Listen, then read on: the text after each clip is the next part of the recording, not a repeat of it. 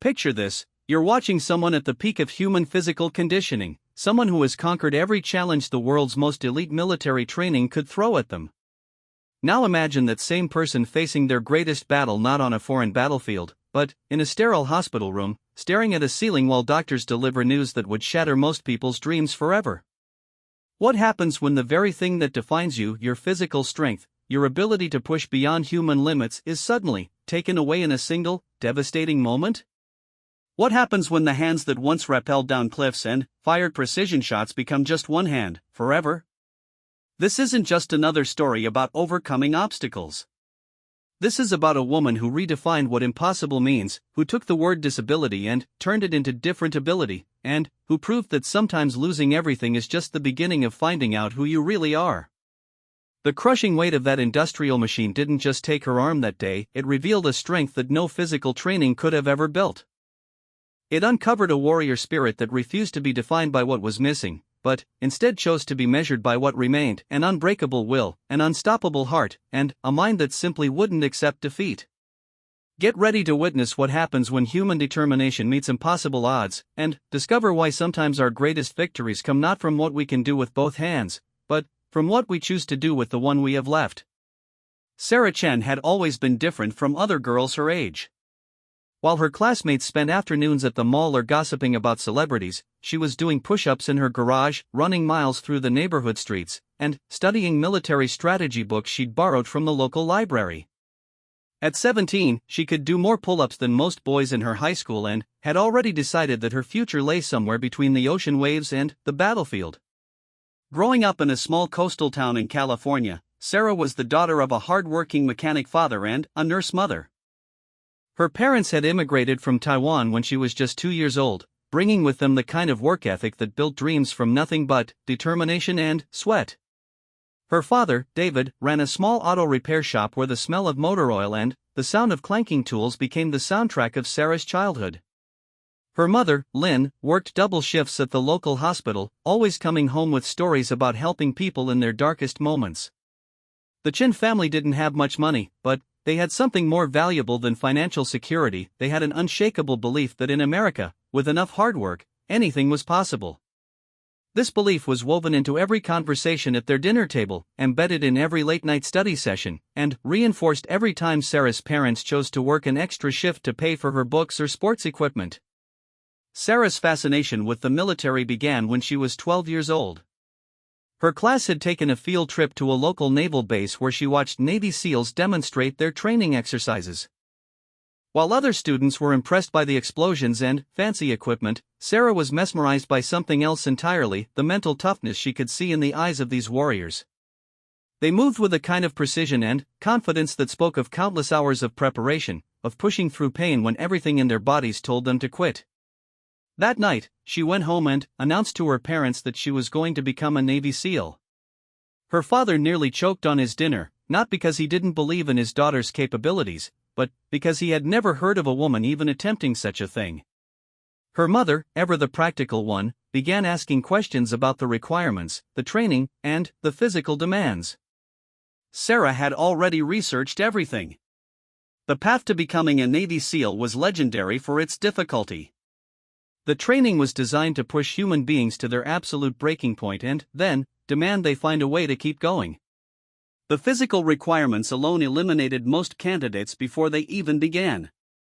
But it wasn't the physical challenges that scared most people away, it was the mental warfare, the constant pressure, the knowledge that at any moment you might be asked to do something that seemed impossible. Sarah began training immediately. Every morning before school, she was up at 5 o'clock, running through the dark streets of her neighborhood. She joined the school swim team, not because she loved swimming, but because she knew water would be her element if she ever hoped to earn the trident pin that marked a true Navy SEAL. She practiced holding her breath underwater until her lungs burned and her vision began to fade around the edges. She did this not because anyone was forcing her to, but because she understood that comfort was the enemy of growth. Her high school classmates thought she was crazy. While they complained about running a mile in gym class, Sarah was completing 10-mile runs before most people had eaten breakfast. While they struggled with basic fitness requirements, she was mastering advanced swimming techniques and learning to navigate using only the stars. The other students whispered about her behind her back, calling her obsessed, calling her weird, unable to understand why someone would voluntarily put themselves through such punishment. But Sarah understood something they didn't. She understood that the hardest battles in life aren't fought against external enemies, they're fought against the voice in your head that tells you to quit when things get difficult. Every morning when her alarm went off in the darkness and her body ached from the previous day's training, she was practicing for the real test that would come later. She was building not just physical strength, but the kind of mental resilience that would allow her to keep moving forward when everything around her fell apart. Her parents watched their daughter's transformation with a mixture of pride and concern. They could see her becoming stronger, more focused, more determined than other teenagers her age. But they also worried about the toll this level of intensity might take on her. Her father would sometimes find her in the garage at midnight, doing additional workout routines after she had already completed her regular training. Her mother noticed that Sarah had stopped participating in normal teenage activities, choosing instead to spend every free moment preparing for a future that seemed impossibly demanding. The turning point came during her senior year of high school. The Navy had announced that they were opening combat roles to women, including the possibility of attempting SEAL training. The news sent shockwaves through military communities across the country. For the first time in history, women would have the chance to prove themselves in the most elite special operations units in the world. Sarah's guidance counselor called her into his office the day after the announcement was made. He was a well-meaning man who had helped hundreds of students find their paths to college and careers. He looked at Sarah's grades, which were excellent despite her intense training schedule, and her test scores, which placed her in the top 5% of her class. "Sarah," he said gently, "you have incredible potential. You could get into any university in the country. You could become a doctor, an engineer, anything you want. Why are you so determined to put yourself through something that might not even be possible?" Sarah looked at him for a long moment before answering. "Mr. Peterson, what if it is possible? What if I'm strong enough, smart enough, and determined enough to be one of the first? What if I don't try and spend the rest of my life wondering what might have been?" Her response silenced him. He had spent years counseling students to be realistic, to choose safe paths, to avoid disappointment. But, sitting across from Sarah Chen, he realized he was looking at someone who understood that the biggest risk in life isn't failing at something difficult, it's succeeding at something that doesn't matter. The summer before her senior year, Sarah participated in a civilian version of military training designed to give young people a taste of what service members experienced. The program was run by former Special Operations soldiers who pushed the participants through modified versions of actual military exercises. For 2 weeks, Sarah lived in Spartan conditions, waking before dawn for brutal physical training, navigating obstacle courses that tested every muscle in her body, and participating in team exercises that required perfect communication and trust. On the final day of the program, the instructors gathered all the participants for a ceremony. They called out names and handed out certificates of completion. When they called Sarah's name, the lead instructor, a former Navy SEAL named Mike Rodriguez, paused before handing her the certificate. "Chen," he said loud enough for everyone to hear, "in 15 years of running this program, I've never seen anyone push themselves the way you have these past 2 weeks. You've got something special inside you. Don't let anyone convince you to waste it on something ordinary." Those words became fuel for Sarah's fire. She returned home more determined than ever, increasing her training intensity and beginning to research the specific requirements for SEAL training. She learned that the physical standards were just the beginning. Candidates also needed to demonstrate leadership, problem-solving skills under extreme stress, and the ability to work effectively as part of a team while maintaining individual excellence. She began seeking out leadership opportunities at school, joining student government and organizing volunteer projects that required coordination and problem-solving. She started tutoring younger students in mathematics and science, learning how to communicate complex ideas under pressure. She joined the debate team to improve her ability to think clearly and speak confidently when everyone was watching. But, perhaps most importantly, she began to understand that becoming a Navy SEAL wasn't just about proving she could endure the training, it was about preparing herself to serve something bigger than her own ambitions. She started volunteering at the VA hospital where her mother worked, spending time with veterans who had served in conflicts around the world. She listened to their stories, learned about the weight of responsibility that came with wearing the uniform, and began to understand that the strength she was building would only matter if she used it in service of others. These conversations with veterans changed something fundamental in Sarah's understanding of her goals. She realized that wanting to be a Navy SEAL because it was difficult or because no woman had done it before wasn't enough. She needed to want it because she was prepared to dedicate her life to protecting others, to put herself in harm's way so that people she had never met could sleep safely at night. One evening, as she sat with a Vietnam veteran named Frank who had lost both legs in combat, he asked her a question that stopped her cold. "Young lady," he said, "I can see you're preparing for something big. But, let me ask you this, are you ready to kill someone to protect your country? Are you ready to watch your friends die and keep fighting anyway? Are you ready to make decisions where there are no good choices, only necessary ones?" Sarah sat in silence for a long time, considering his words. Finally, she answered, "I don't know if anyone can be ready for those things. But, I think that's exactly why they need to be done by people who understand how serious they are."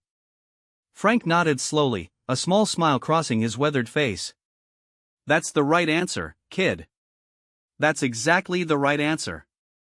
By the time Sarah graduated high school, she had transformed herself into something extraordinary.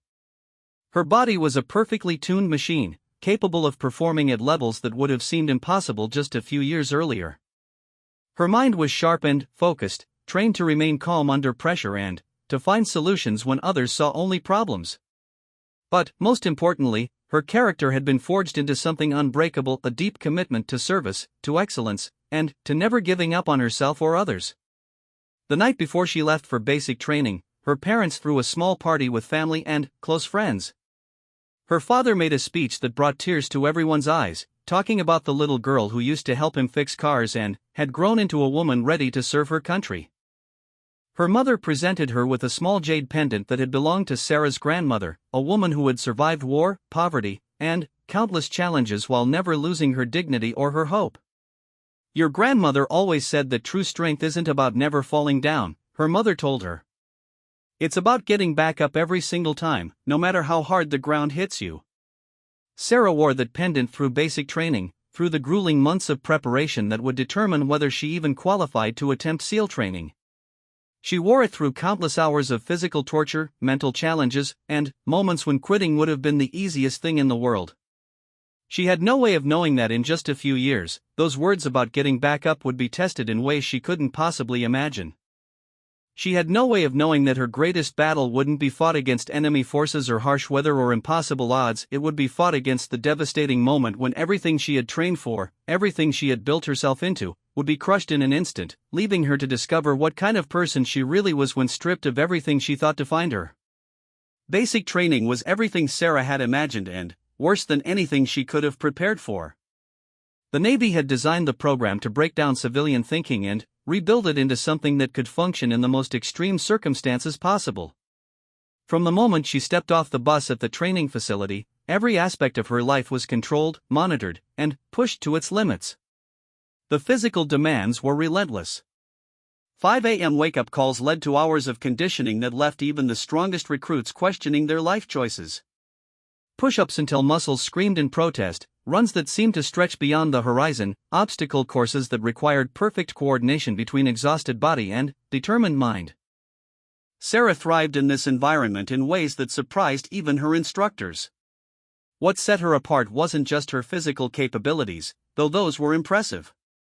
It was her mental approach to the suffering.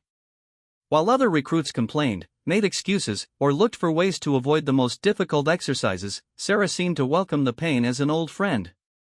She had spent years preparing not just her body, but her mind to find strength in discomfort, to see challenges as opportunities rather than obstacles. Her bunkmate was a young woman named Jessica Martinez from Texas, whose father and grandfather had both served in the military. Jessica was tough, smart, and determined, but she struggled with some of the physical demands in ways that Sarah didn't. Rather than seeing this as Jessica's weakness, Sarah began waking up even earlier to help her roommate with additional training, sharing techniques she had developed during her years of preparation. "Why are you helping me?" Jessica asked one night after a particularly brutal day of training. We're competing for the same spots. My success doesn't help you at all. Sarah paused in her equipment maintenance and looked at her friend. In a few months, we might be in situations where our lives depend on each other.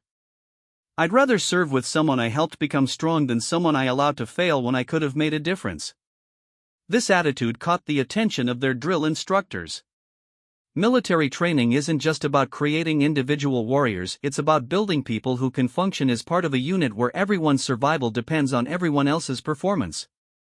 Sarah's instinct to lift up her fellow recruits while maintaining her own excellence marked her as someone with leadership potential.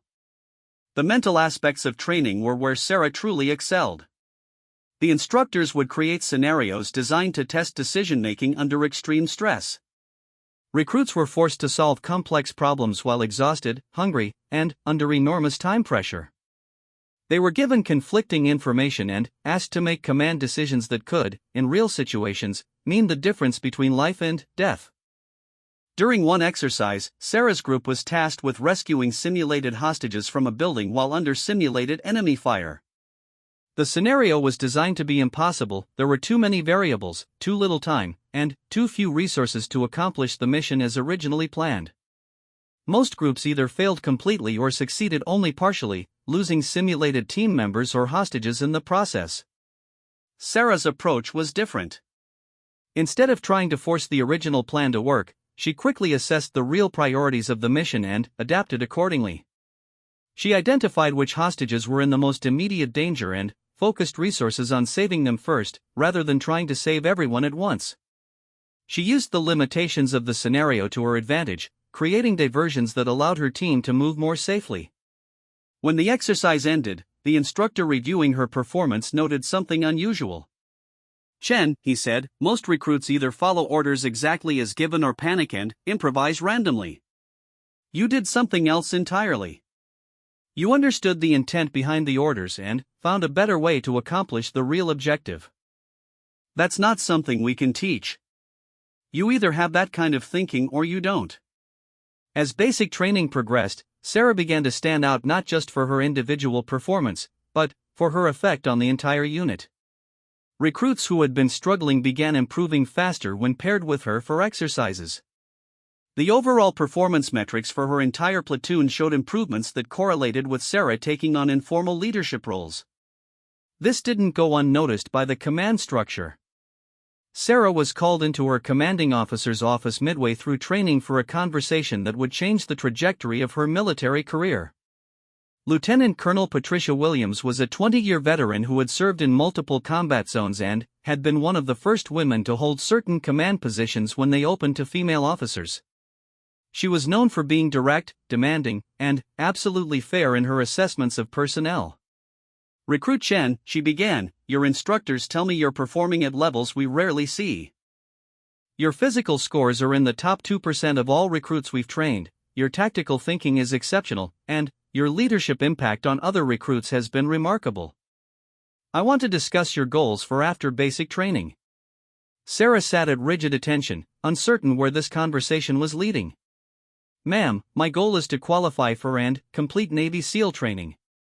Lieutenant Colonel Williams leaned back in her chair and studied Sarah for a long moment. "I know that's your stated goal. What I want to know is whether you understand what that really means. SEAL training has a failure rate of over 80% among male candidates who have already completed basic training successfully. The physical demands are exponentially greater than what you're experiencing here. The mental stress is designed to break down anyone who doesn't have absolutely unshakable determination." She paused, letting the weight of her words settle in the room. "But, beyond all of that, Chen, you need to understand that if you succeed, you'll be one of the first women ever to earn the SEAL Trident. That means every mission, every evaluation, every moment of your career will be scrutinized. You'll be representing not just yourself, but every woman who might consider following this path after you. Are you prepared for that kind of pressure?" Sarah considered the question carefully before answering. "Ma'am, I understand that the pressure will be enormous. I understand that I'll have to be not just as good as my male teammates, but better, just to be accepted as equal. I understand that if I fail, some people will use that as evidence that women shouldn't be in combat roles at all. She took a breath before continuing. But, I also understand that someone has to be first. Someone has to prove it's possible. I'd rather try and fail than spend my life wondering whether I could have succeeded if I'd just been brave enough to try. Lieutenant Colonel Williams smiled for the first time during the conversation. That's exactly what I wanted to hear. Shen, you're going to face challenges in the coming months that will test everything you think you know about yourself. There will be moments when your body tells you to quit, when your mind suggests that the smart thing to do is accept limitations, when people around you question whether you belong there. She stood up and moved to the window, looking out at recruits training in the distance. What I want you to remember is that every person who has ever accomplished something extraordinary has faced those same voices. The difference between those who succeed and those who don't isn't talent, isn't luck, isn't even preparation. It's the willingness to keep moving forward when every rational part of your brain is telling you to stop. The remainder of basic training passed quickly for Sarah. She graduated first in her class, earning the honor of carrying the flag during the ceremony. Her parents flew out for the graduation, tears streaming down their faces as they watched their daughter receive recognition for achievements they had only dreamed possible when they first arrived in America with nothing but hope and determination. But graduation from basic training was just the beginning. Sarah had earned the right to attempt Navy SEAL training, but she hadn't earned anything yet. The real test was about to begin. Navy SEAL training, officially known as Basic Underwater Demolition/SEAL Training or BUD/S, was legendary throughout the military for its brutality. The program was designed around a simple principle: the easiest thing any candidate could do was quit. Every day, multiple times per day, instructors would give recruits opportunities to ring a bell that would end their suffering immediately. All they had to do was admit they weren't strong enough, and they could return to regular Navy duties with their dignity intact.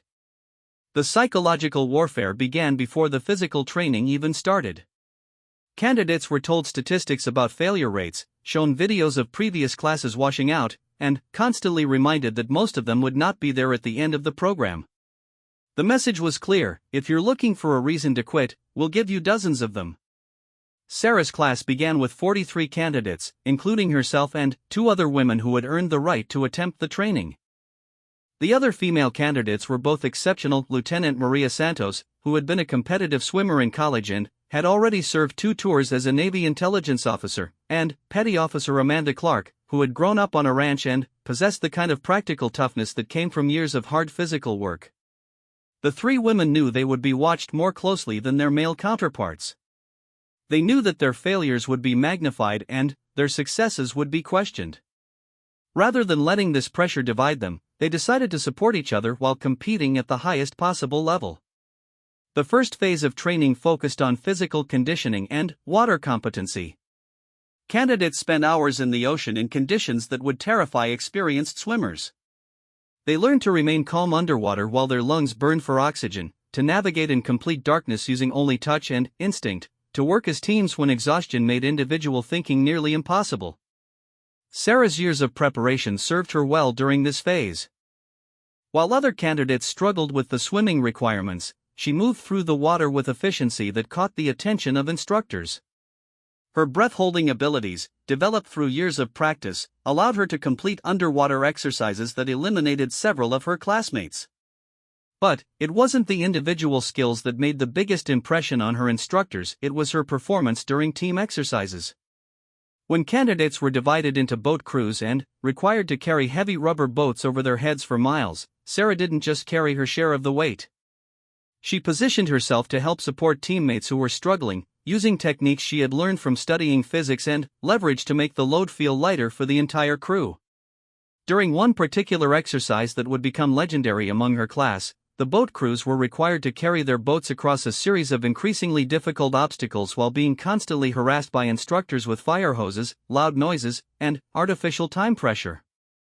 The exercise was designed to continue until candidates either completed it perfectly or someone quit.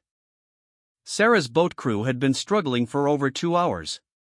One of her teammates, a strong swimmer named David Kim, was dealing with a shoulder injury that made lifting the boat over his head nearly impossible. Another teammate, Robert Martinez, was fighting off hypothermia from the cold water they had been subjected to for hours. As the exercise stretched into its third hour, Sarah could see that her team was breaking down. David's face was contorted with pain every time they lifted the boat. Robert's movements were becoming sluggish and uncoordinated. The rest of the crew was showing signs of the kind of exhaustion that led to dangerous mistakes. Instead of focusing on her own discomfort, Sarah began talking to her crew. Not shouting encouragement or empty motivation, but providing specific, practical guidance that helped each person find ways to continue despite their individual challenges. She showed David how to modify his grip to reduce pressure on his injured shoulder.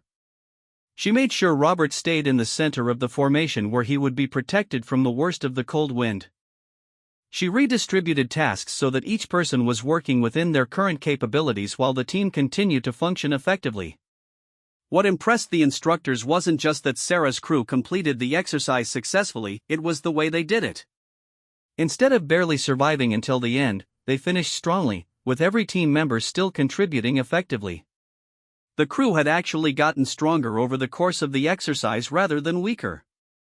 That night, Chief Petty Officer Michael Torres, the lead instructor for their class, pulled Sarah aside for a conversation that would stay with her for the rest of her career. "Chen," he said, "in 8 years of running this training, I've seen candidates who were physically superior to you. I've seen candidates who were technically more skilled than you. But I've never seen anyone who makes everyone around them perform better the way you do. That's not something we can teach, and it's not something that shows up on any test." He paused, looking out at the ocean where they had spent the day training. "What you need to understand is that being a SEAL isn't about being the strongest or the fastest or the smartest person in the room. It's about being someone that other people can count on when everything goes wrong, when the mission is falling apart, when there are no good choices left." Sarah listened carefully, understanding that she was receiving wisdom that went far beyond military training. "Chief Torres, how do you know when you're ready for that kind of responsibility?" He turned back to her with a serious expression. "You don't ever feel ready for it, Chen. If you feel ready, you probably don't understand what you're volunteering for. The readiness comes from doing the work anyway, even when you're not sure you can handle it. It comes from understanding that someone has to do the hard jobs, and deciding that someone might as well be you." Hell Week arrived like a storm that everyone could see coming but no one could truly prepare for. 5.5 days of continuous training with no more than 4 hours of sleep total. The human body wasn't designed to function under such conditions, and that was exactly the point. Hell Week wasn't about physical fitness or swimming ability or tactical knowledge. It was about discovering what happened inside a person's mind when their body gave up completely. The week began at midnight on Sunday with what the instructors called breakout. Candidates were awakened by explosions, machine gun fire, and sirens that shattered the peaceful night. Instructors wearing gas masks and carrying weapons appeared from nowhere, shouting orders and creating chaos designed to disorient and terrorize. The message was immediate and clear: your comfortable world just ended, and survival depends entirely on how well you adapt to a new reality where nothing makes sense. Sarah's heart pounded as she stumbled out of her bunk into a world that had transformed into something from a nightmare. Smoke filled the air, making it difficult to see or breathe. The sounds of explosions continued randomly, keeping everyone on edge. Instructors screamed conflicting orders, demanding that candidates perform impossible tasks under impossible conditions. Get in the surf. Move, move, move. The ocean was cold enough to steal breath on contact, and candidates were required to link arms and sit in the waves while instructors continued their psychological assault. The cold was beyond discomfort, it was the kind of bone-deep chill that made thinking clearly nearly impossible. Sarah focused on her breathing, using techniques she had learned during years of training. She knew that panic was the enemy, that her mind needed to stay clear even as her body dealt with extreme stress. Around her, she could hear other candidates struggling, some already talking about quitting before the real challenges even began. By Tuesday morning, 12 candidates had already rung the bell and quit. The 3 women were still in the training, but Sarah could see that Maria Santos was struggling with the sleep deprivation more than the physical demands. Amanda Clark remained strong, her ranch background serving her well in dealing with discomfort and unpredictable conditions. The exercises during Hell Week defied logic and reason.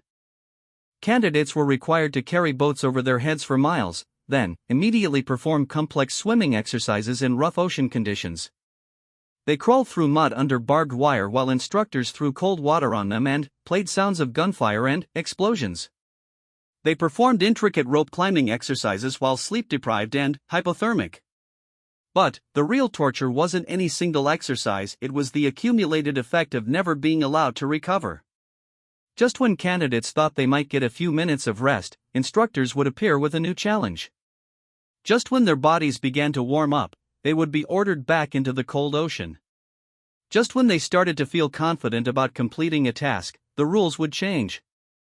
Wednesday night brought what many veterans considered the worst part of Hell Week, the around-the-world paddle. Boat crews were required to paddle their rubber boats around a course that took them far from shore in ocean conditions that tested even experienced watermen. The exercise was designed to continue through the night, meaning candidates would have to navigate in complete darkness while dealing with waves, cold, and exhaustion that made clear thinking nearly impossible. Sarah's boat crew had lost 2 members to quitting earlier in the week, leaving them short-handed for the most demanding exercise yet. The remaining crew members were David Kim, who was still dealing with his shoulder injury, Robert Martinez, who had developed a persistent cough from constant exposure to cold water, Marcus Johnson, a former college football player whose size was both an advantage and a liability in the boats, and Jake Thompson, whose background as a competitive cyclist had given him exceptional endurance but limited experience with water-based activities. As they paddled into the darkness, Sarah realized that her crew's survival would depend on her ability to hold them together mentally as much as physically.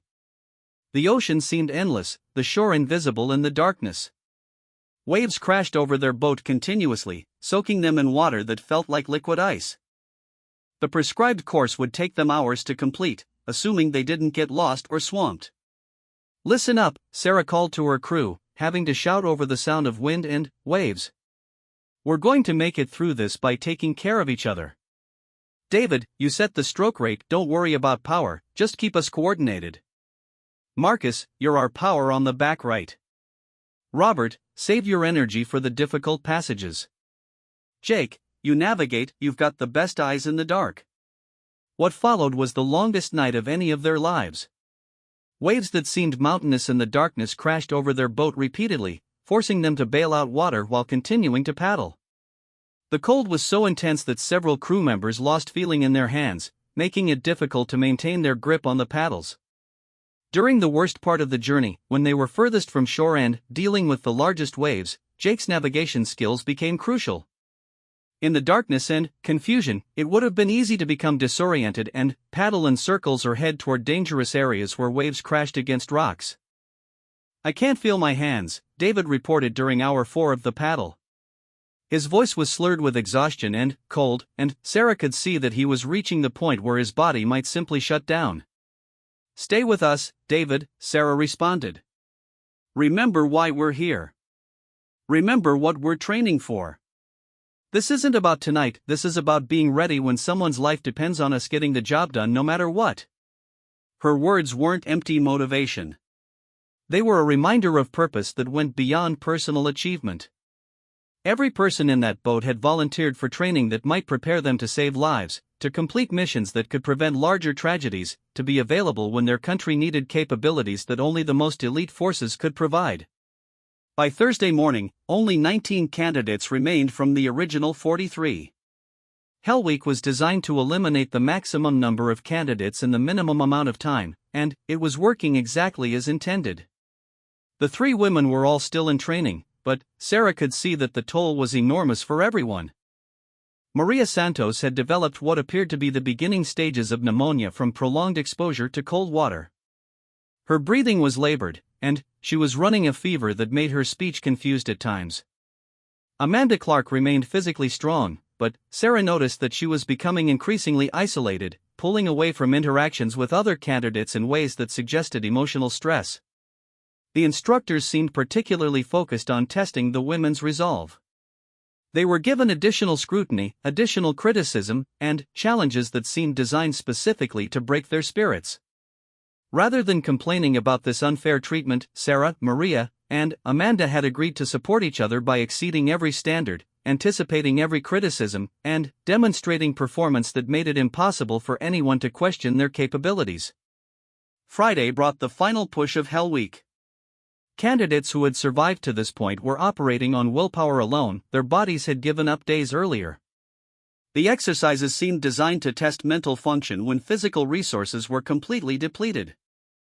During one exercise that required complex problem solving while carrying heavy loads over rough terrain, Sarah noticed that David Kim was showing signs of serious medical distress.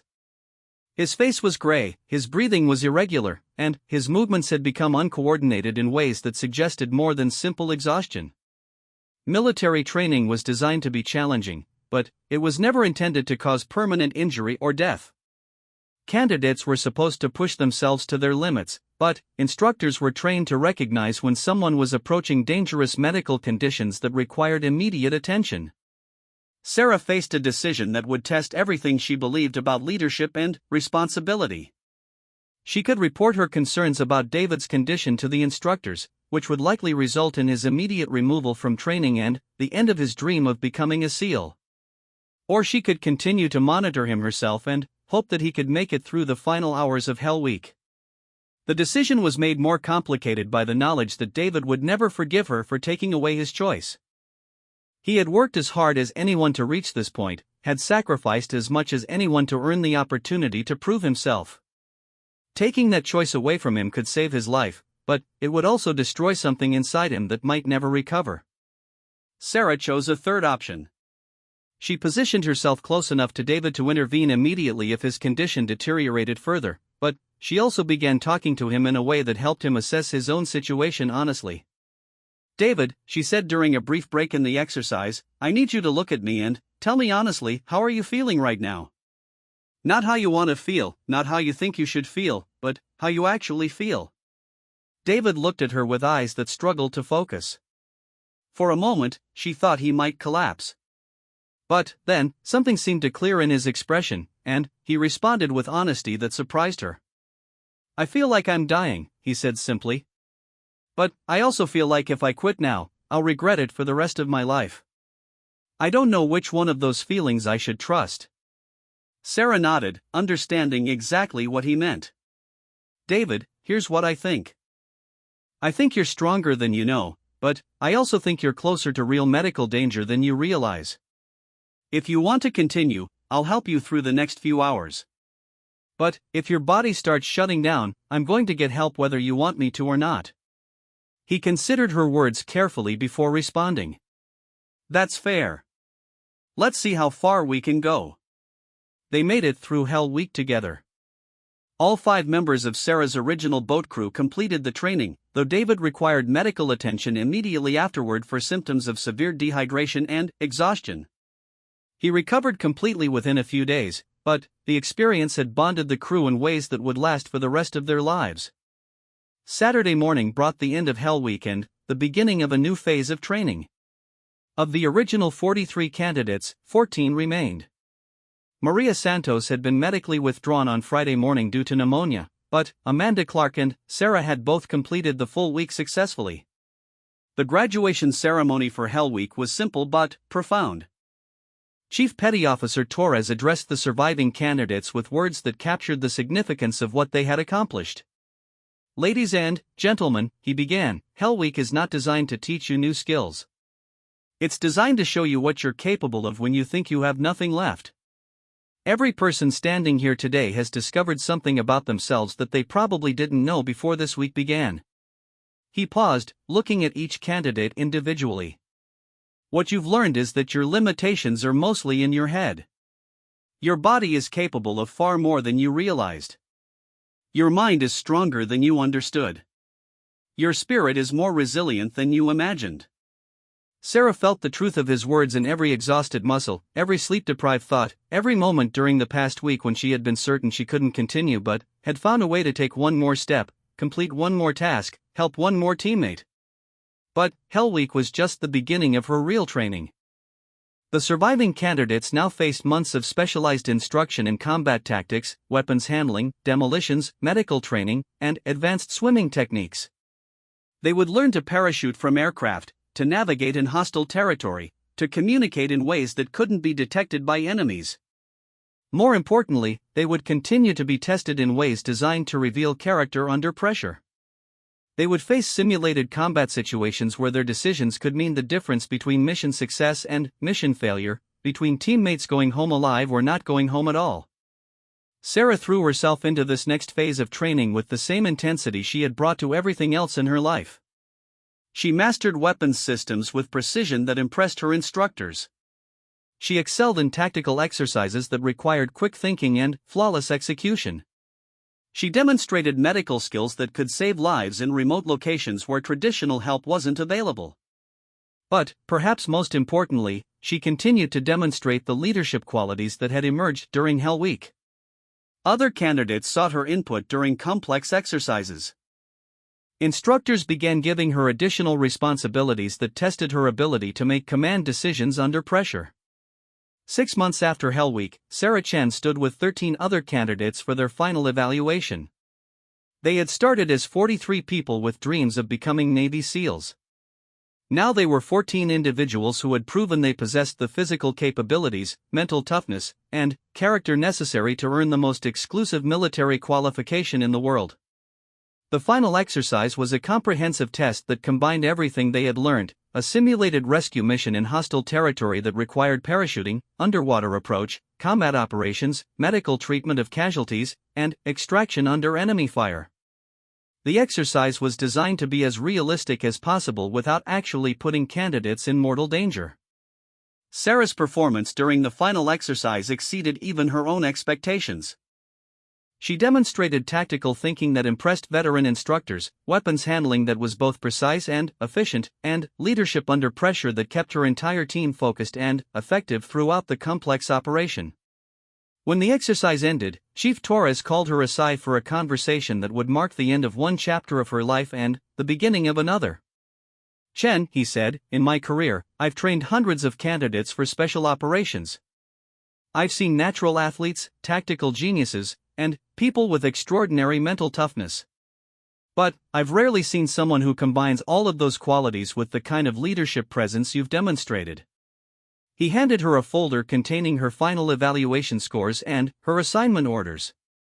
"You're not just graduating from this training, you're graduating at the top of your class. Your first assignment will be with a team that specializes in the most challenging missions we undertake. You've earned the right to serve with the best of the best." Sarah opened the folder and saw scores that reflected months of preparation and performance that had exceeded every standard. But, more than the numbers, she saw assignment orders that would take her to places and situations that would test everything she had learned in ways that training could never fully prepare her for. She had achieved her dream of becoming a Navy SEAL. She had proven that women could succeed in the most demanding military training in the world. She had earned the respect of instructors and teammates who had initially doubted whether someone like her belonged in their world. But Sarah understood that earning the SEAL Trident was just the beginning. The real test would come when she was deployed to actual combat zones, when the skills she had learned would be used in situations where the stakes were not simulated but real, where the difference between success and failure could be measured in lives saved or lost.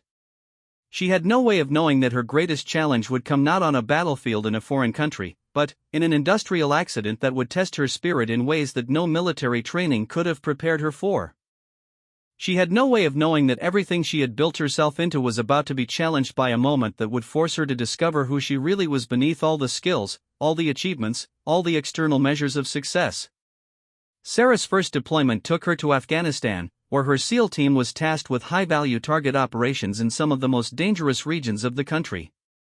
The transition from training to actual combat operations was jarring in ways that no simulation could replicate. In training, mistakes meant starting over or losing points. In combat, mistakes meant people died. Her team leader was Commander Jack Morrison, a 15-year veteran who had led more successful missions than most SEALs ever participated in. He was known for his tactical brilliance, his ability to adapt plans when situations changed unexpectedly, and his absolute commitment to bringing every team member home alive. Under his leadership, Sarah began to understand the difference between being trained for combat and being ready for it. The first thing Morrison taught her was that everything she thought she knew about fear was incomplete. Shen, he explained during their first mission briefing, training teaches you to manage fear when you know you're safe. Real fear is different. Real fear comes when you understand that you might not go home tonight, and you have to function perfectly anyway. Her first combat mission was a reconnaissance operation in the mountains near the Pakistani border. Intelligence suggested that a high-value target was using a remote compound to coordinate attacks on coalition forces. Sarah's team was tasked with gathering information that would allow for a larger operation to capture or eliminate the target. The mission required hiking through mountainous terrain at night, setting up observation points that could remain undetected for hours, and extracting without leaving any evidence of their presence. It was exactly the kind of operation that Sarah had trained for, but the psychological weight of knowing that enemy forces were actively hunting for them transformed every decision into a life-or-death calculation. Sarah found herself thinking differently than she ever had before. In training, she had focused on completing tasks efficiently and helping her teammates succeed. In combat, she had to balance those same priorities against the knowledge that any mistake could result in capture, torture, or death for her entire team. The reconnaissance mission was successful, providing intelligence that led to the capture of several key targets.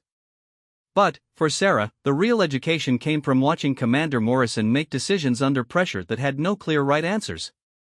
When the team encountered an unexpected patrol during their extraction, Morrison had to choose between engaging the enemy, which would compromise their mission security, and allowing the patrol to potentially discover their presence, which could lead to a larger engagement that would endanger coalition forces in the area. Morrison chose a third option that Sarah would remember for the rest of her career. Instead of engaging or hiding, he positioned the team to track the enemy patrol while remaining undetected, gathering additional intelligence about enemy movements that proved valuable for future operations. It was a decision that transformed a potentially dangerous situation into an opportunity, but it required the kind of tactical thinking that went beyond following established procedures. Over the following months, Sarah participated in operations that tested every skill she had developed during her training. She conducted direct action missions against high-value targets, provided security for sensitive negotiations with tribal leaders, and participated in combat search and rescue operations that saved the lives of coalition forces who had been shot down or captured. Each mission taught her something new about leadership, about making decisions when lives hung in the balance, about the weight of responsibility that came with the capabilities she had developed. She learned that being a SEAL wasn't just about personal achievement, it was about being part of something larger than herself, about serving a mission that required her to be willing to sacrifice everything she had worked for to protect others. During her 6th month of deployment, Sarah's team was tasked with what seemed like a routine mission, clearing a suspected weapons cache in a remote village. Intelligence indicated that the cache was unguarded, and the operation was expected to be completed quickly and without enemy contact. The mission went wrong from the beginning. As Sarah's team approached the target building, they discovered that intelligence had been incorrect. The weapons cache was heavily guarded by well-armed fighters who had been expecting them. The team found themselves in a firefight that required them to adapt their plan completely while under intense enemy fire. During the engagement, Sarah noticed that one of her teammates, Petty Officer Marcus Williams, had been wounded and was trapped in a position where he couldn't move to safety without exposing himself to enemy fire. The team's medic was pinned down in a different location, unable to reach Williams without crossing an open area that was being covered by enemy shooters. Sarah faced a decision that crystallized everything she had learned about leadership and sacrifice. She could follow standard procedure and wait for support that might allow them to suppress enemy fire enough for the medic to reach Williams safely. Or she could use her position and skills to create an opportunity for immediate medical assistance, knowing that this choice would put her in significant danger. She chose to act. Using smoke grenades and tactical movement she had perfected during training, Sarah created a diversion that drew enemy fire away from Williams' position long enough for the medic to reach him and provide life-saving treatment. Her actions during those crucial minutes prevented Williams from bleeding to death and allowed the team to complete their mission successfully. When the operation ended, Commander Morrison pulled Sarah aside for a conversation that would define her understanding of what it meant to be a SEAL. "Shen," he said, "what you did today went beyond training, beyond procedure, beyond anything we could have taught you in a classroom. What you did today came from something inside you that makes the difference between someone who wears this uniform and someone who truly embodies what it represents. He paused, looking at the weapon cache they had successfully secured. There are plenty of people who can learn to shoot accurately, who can master tactical procedures, who can pass every test we put in front of them. But there are very few people who can make the kind of split-second decision you made today, where you put someone else's life ahead of your own safety without hesitation. Sarah's deployment in Afghanistan lasted 8 more months, during which she participated in dozens of operations that saved lives, disrupted enemy activities, and contributed to the broader mission of providing security for coalition forces and Afghan civilians. She earned recognition for her tactical skills, her leadership under pressure, and her commitment to the welfare of her teammates. When her deployment ended, Sarah returned to the United States with a deeper understanding of herself and her capabilities than she had possessed when she left. She had been tested in ways that training could never replicate, and she had proven that her character was strong enough to handle the moral and physical challenges of special operations warfare.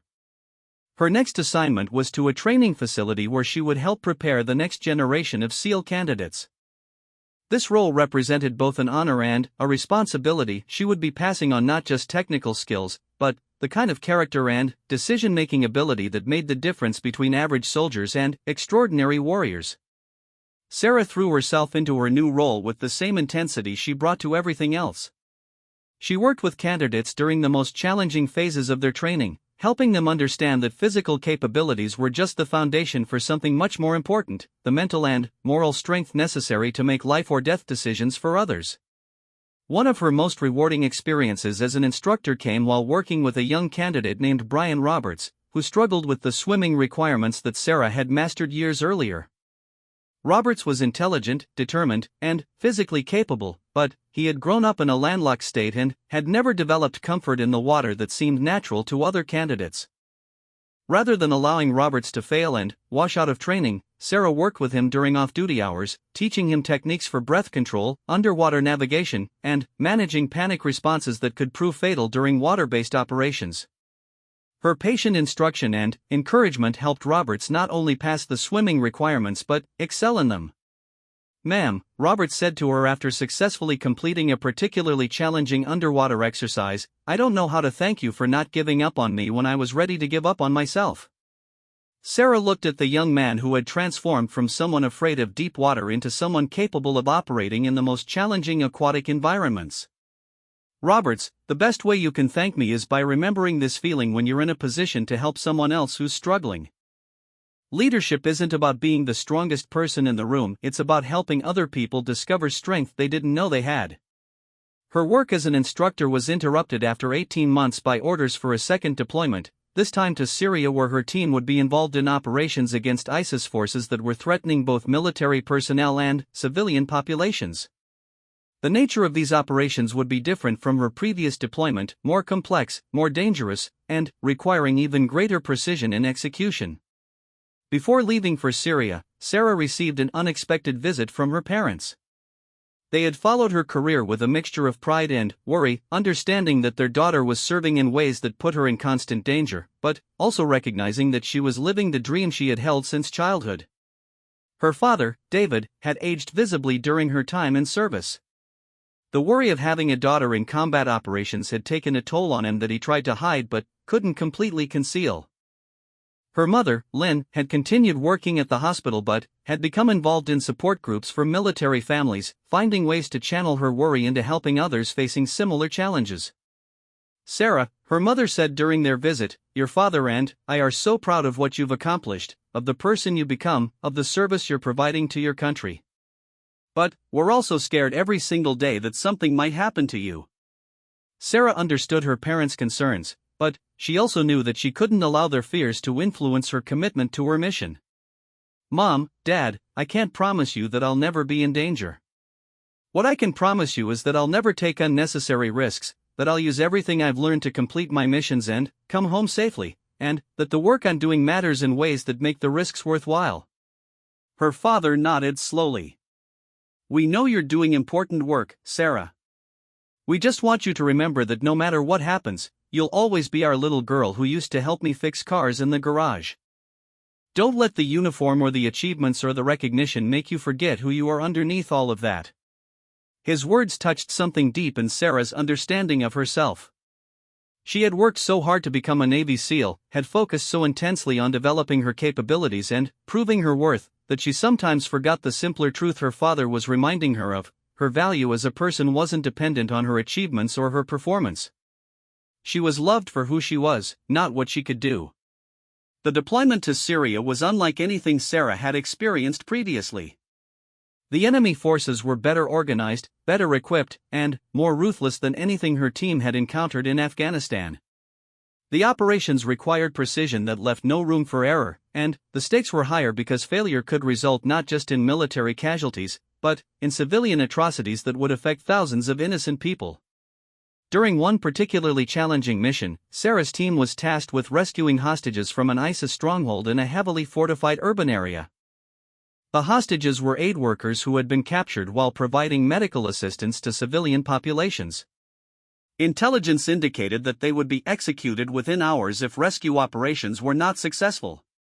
The mission required Sarah's team to infiltrate the urban area, locate and secure the hostages, and extract them without alerting other enemy forces in the area. Any mistake during the operation could result in the hostages being killed immediately, or could trigger a larger engagement that would endanger civilian populations throughout the city. Sarah's role in the mission was to lead the element responsible for securing the extraction route while the primary assault element rescued the hostages. This responsibility required her to position her team in locations where they could prevent enemy reinforcements from interfering with the rescue, while remaining ready to provide support if the assault element encountered unexpected resistance. The operation succeeded beyond expectations. The hostages were rescued safely, enemy forces were neutralized with minimal collateral damage, and Sarah's team extracted without casualties. The mission was later recognized as a textbook example of special operations precision and effectiveness. But, for Sarah, the real significance of the mission wasn't the tactical success, it was the moment when she realized that everything she had trained for, everything she had sacrificed to achieve, had culminated in saving the lives of people who had been willing to risk their own safety to help others. The aid workers they rescued had chosen to work in dangerous areas because they believed in providing medical care to people who had no other access to treatment. Standing in the helicopter during their extraction, looking at the rescued hostages who were crying with relief and gratitude, Sarah understood something profound about the purpose of her service. She wasn't just a highly trained warrior, she was someone who had been given extraordinary capabilities so that she could protect people who couldn't protect themselves. This understanding would sustain her through the remaining months of her deployment and through the challenges that awaited her return to the United States. She had no way of knowing that her next assignment would take her to a place where an industrial accident would test her spirit in ways that no combat operation ever had, where she would discover that her greatest battle would be not against enemy forces, but against the devastating realization that everything she had built herself into could be taken away in an instant. Sarah's return from Syria marked the beginning of what should have been a routine assignment at a naval facility in Norfolk, Virginia. After 2 intense combat deployments, she was assigned to work with a joint military-civilian team developing new training protocols for special operations forces.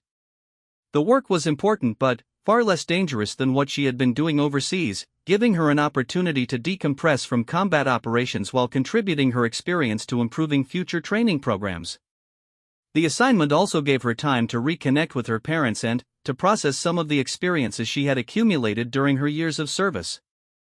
She rented a small apartment near the base and began establishing routines that felt almost normal compared to the constant alertness required during combat deployments.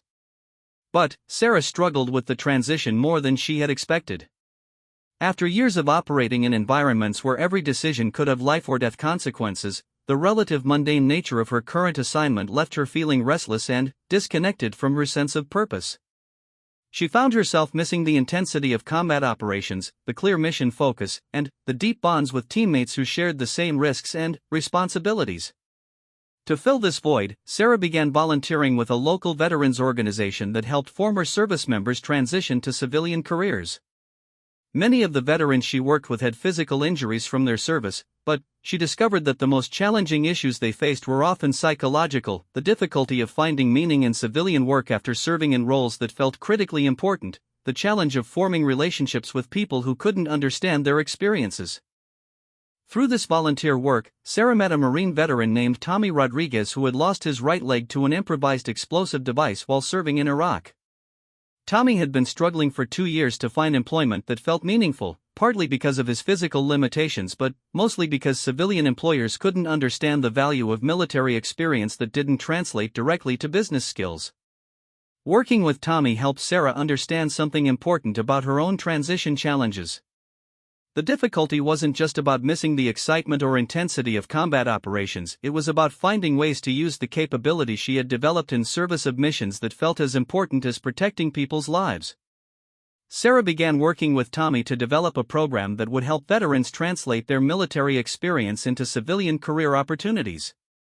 The program focused not just on technical skills, but on helping veterans articulate the leadership, problem-solving, and teamwork abilities they had developed through their service.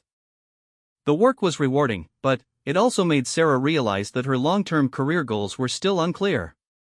She had achieved everything she had dreamed of as a teenager. She had become a Navy SEAL, proven herself in combat operations, and earned recognition for her service. But she was only 28 years old, and she needed to decide what the next phase of her life would involve. These questions were interrupted by a request from her commanding officer that would change her life in ways she couldn't have imagined. The Navy had received a request from a civilian shipbuilding company for technical assistance with a project involving underwater welding techniques that were similar to methods used in military demolitions training. The company was building a new class of vessels for the Navy, and they had encountered engineering challenges that required expertise in working with explosives in underwater environments. The assignment was temporary, just a few weeks of consultation work that would allow Sarah to share her technical knowledge while learning about civilian applications of military skills. It seemed like exactly the kind of opportunity that might help her think about post-military career possibilities. The shipbuilding facility was located in Newport News, Virginia, a massive complex where some of the Navy's largest vessels were constructed and maintained. Sarah was impressed by the scale of the operation and the skill of the civilian workers who performed tasks that required both precision and physical capabilities similar to what she had developed during her military training. Her point of contact at the facility was an engineer named Robert Chen, no relation, despite the shared last name, who had worked in shipbuilding for over 20 years and had developed innovative techniques for underwater construction that had applications in both civilian and military contexts. Robert was excited to work with someone who had practical experience with underwater demolitions and could help his team solve problems they had been struggling with for months. "What we're trying to do," Robert explained during their first meeting, "is develop techniques for making structural modifications to ship hulls while they're still in the water. Traditional methods require putting vessels in dry dock, which is extremely expensive and time-consuming. If we can develop reliable underwater welding techniques, we can perform maintenance and modifications that will save millions of dollars and weeks of time for every project." Sarah was fascinated by the technical challenges involved. The underwater welding techniques used in military operations were designed for demolition, destroying structures rather than building them. Adapting these techniques for construction required understanding principles of metallurgy, pressure dynamics, and precision control that went beyond her military training. She spent her first week at the facility observing current techniques and learning about the specific challenges the team was facing. The work required welders to operate in underwater environments while wearing bulky protective equipment that limited their mobility and precision. The welding process itself created additional complications because the underwater environment affected both the electrical systems and the chemical reactions involved in joining metals. Sarah suggested modifications based on techniques she had used for placing underwater charges with extreme precision. Military demolitions required understanding exactly how underwater environments affected explosive materials, how pressure changes influenced chemical reactions, and how to maintain control of materials that could be dangerous if not handled correctly. Her suggestions proved valuable, and Robert's team began making progress on problems they had been struggling with for months. Sarah found herself enjoying the work more than she had expected. It involved many of the same technical and problem-solving skills she had used in the military, but directed toward building things rather than destroying them. The accident happened during her third week at the facility. Sarah and Robert's team were testing a new underwater welding technique on a section of ship hull that was partially submerged in the facility's construction dock. The technique required precise coordination between surface support teams and underwater welders, with Sarah serving as the liaison who understood both military precision requirements and the civilian safety protocols used at the facility. The equipment they were using included a massive hydraulic press that was designed to hold metal sections in perfect alignment while underwater welding was performed. The press weighed several tons and was controlled by sophisticated computer systems that monitored pressure, position, and safety parameters continuously. Sarah was working directly with the hydraulic press, adjusting the positioning of metal sections that would be welded together, when something went catastrophically wrong with the control systems. Later investigations would reveal that a software malfunction had caused the safety protocols to disengage without warning, allowing the press to operate outside its normal parameters. The accident happened so quickly that Sarah had no time to react. One moment she was making fine adjustments to the metal positioning, using both hands to guide materials into precise alignment. The next moment, the hydraulic press engaged with enormous force, crushing her right arm between two pieces of steel that came together with the power of several tons of pressure. The pain was immediate and overwhelming, but even more terrifying was the realization that she was trapped. The hydraulic press had malfunctioned in a way that left it locked in position, with Sarah's arm caught between metal surfaces that couldn't be moved without specialized equipment that would take time to position and operate. Robert Chan and his team responded immediately, but the technical challenges of safely releasing the hydraulic press were enormous. Moving the press incorrectly could cause additional injury, but leaving Sarah trapped much longer could result in complications that threatened her life. The facility's emergency medical team arrived within minutes, but they couldn't provide definitive treatment until she was freed from the machinery.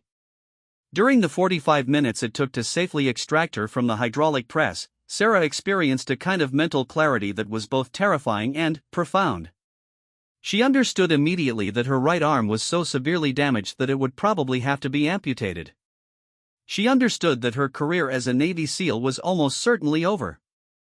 She understood that everything she had defined herself by, her physical capabilities, her ability to perform under pressure, her identity as an elite warrior, was being crushed along with her arm. But she also experienced something unexpected during those minutes of being trapped, a deep calm that came from understanding that this moment, terrible as it was, did not define her worth as a person. The voice in her head wasn't panicking or despairing, it was planning, problem-solving, thinking about what would need to happen next.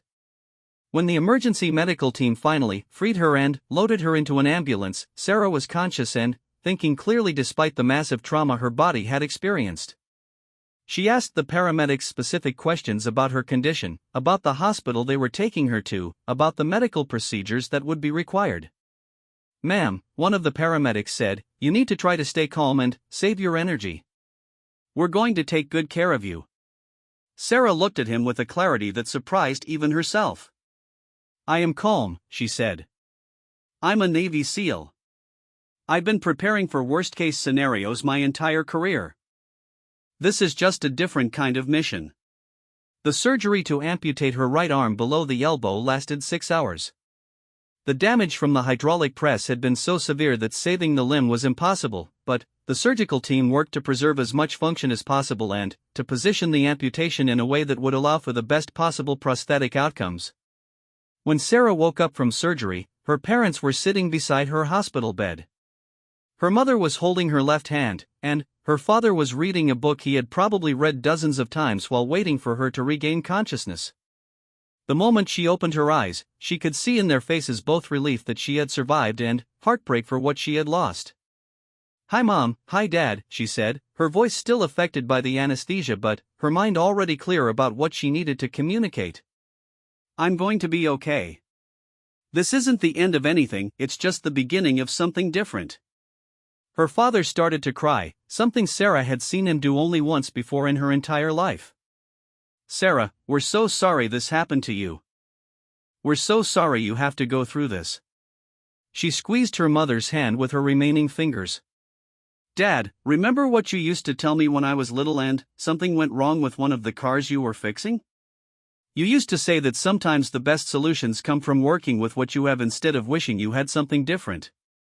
Over the following days, as Sarah began to process the full implications of her injury, she discovered that her response surprised everyone around her: medical staff, family members, fellow service members who came to visit.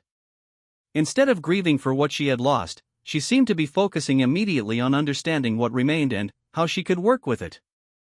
Physical therapy began while she was still in the hospital. Sarah approached it with the same intensity she had brought to Navy SEAL training, understanding that her recovery would require the same kind of mental toughness and physical discipline that had gotten her through Hell Week. The difference was that this time, she was rebuilding herself from a starting point that included permanent physical limitations. Her physical therapist, Maria Santos, the same Maria who had been in her SEAL training class but had been medically withdrawn during Hell Week due to pneumonia, was now working as a civilian rehabilitation specialist. The reunion was emotional for both women, but it also provided Sarah with someone who understood both her military background and the challenges of overcoming physical setbacks. Sarah, Maria said during one of their early sessions, "I've worked with a lot of amputee veterans, and I can tell you that the physical adaptation is usually the easy part.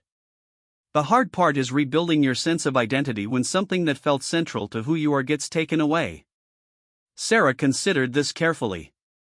"Maria, I think I figured out something while I was trapped under that machine. Everything I accomplished as a SEAL, the training, the missions, the recognition, those were all just evidence of something deeper. They were proof that I could commit to something difficult and see it through, that I could help other people when they needed it, that I could keep going when things got bad." She paused, looking at the space where her right arm used to be. "Losing my arm doesn't change any of those things about who I am. It just means I need to find new ways to express them." 6 months after the accident, Sarah had mastered the use of a sophisticated prosthetic device that restored much of her functional capability. But, more importantly, she had begun developing ideas for how her experience could be used to help other people facing similar challenges. Working with Tommy Rodriguez and other veterans from her volunteer work, Sarah began developing a comprehensive program for helping amputee veterans not just adapt to their physical limitations, but discover new ways to use their skills and experience in meaningful careers. The program combined physical rehabilitation, career counseling, and peer support from veterans who had successfully navigated similar transitions. The program caught the attention of veteran service organizations, medical professionals, and, eventually, the Department of Veterans Affairs. Sarah found herself traveling around the country, speaking at conferences, consulting with medical facilities, and working with veterans who were struggling with challenges similar to what she had faced. During one speaking engagement at a veterans hospital in Texas, Sarah met a young Marine named David Kim, the same David Kim who had been in her boat crew during Hell Week and who had completed SEAL training successfully. David had lost his left arm to an improvised explosive device during a deployment to Syria and was struggling with depression and feelings of worthlessness. "Sarah," he said after her presentation, "I keep thinking about Hell Week, about how we got through that together. But this feels different. During Hell Week, I knew that if I could just hang on long enough, the suffering would end and I'd be stronger. This time, I don't see how it gets better. I don't see how I get my life back." Sarah sat with David in the hospital cafeteria, two former SEALs who had once pushed each other through the most difficult training in the military and were now navigating challenges that were in some ways even more demanding. "David," she said, "do you remember what Chief Torres told us after Hell Week? He said we had learned that our limitations were mostly in our heads, that we were capable of more than we realized. That's still true. Our limitations are still mostly in our heads." She gestured to her prosthetic arm. "This doesn't define what I'm capable of any more than being tired or cold or hungry defined what we were capable of during training. It's just another challenge that requires us to adapt, to find new ways to accomplish our missions." David looked at her skeptically. "But, Sarah, our missions are over. We're not SEALs anymore. We can't do the work we trained for."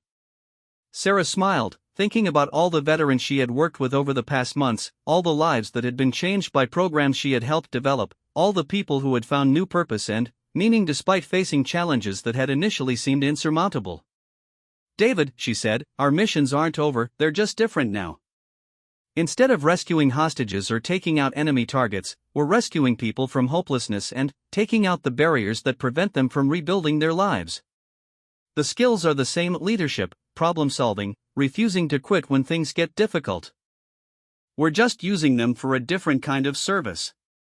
3 years after the accident, Sarah received notification that she was being awarded the Navy Cross for her actions during her deployment to Syria, specifically for her leadership during the hostage rescue mission that had saved the lives of the captured aid workers.